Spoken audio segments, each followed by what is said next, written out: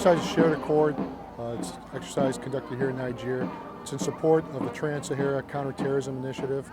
The use of the battalion here is to train the Niger Army, specifically the PSI company, in counterterrorism techniques and anti-bandit techniques.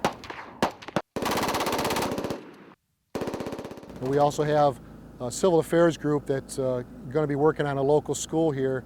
We've been talking with the zone commanders, the Board of Education directors, and the director of the school here in Niger. What we tried to do is we came in and we made an assessment of all of the buildings here and just made a decision on which ones needed the most repair.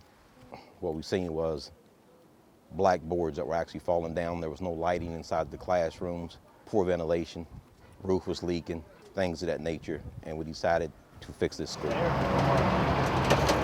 What we basically do as a civil affairs unit is we go in to hard-hit areas wherever we're assigned to.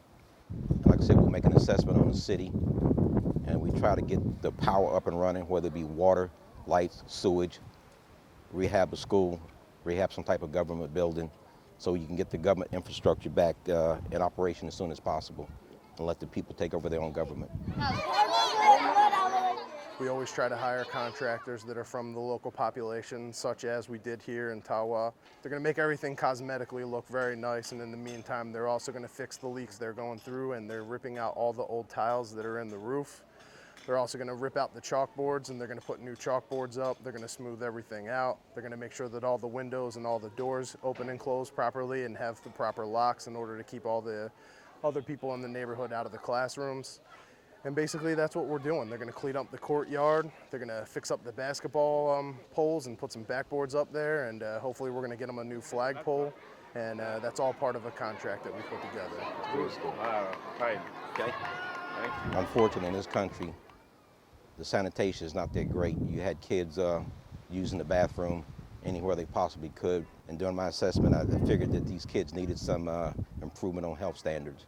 So I spoke to Major Ubera of the U.S. Air Force, who's a preventive medicine officer, and we got together and decided to put up a program.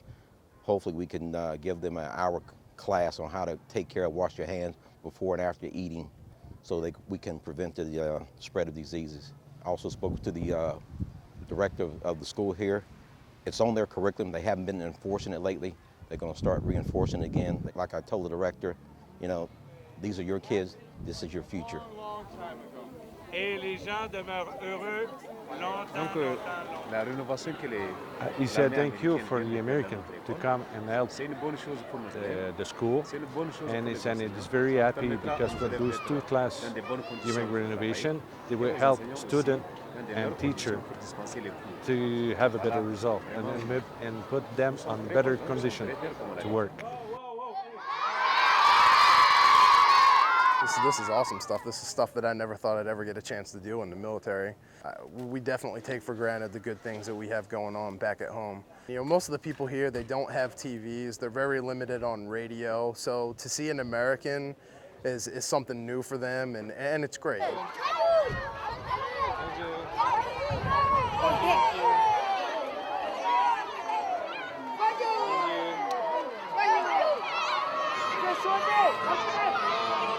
It's really neat, you know, you come back, they start calling your name, and you're like, all right, this is really neat, you know, we're making a difference.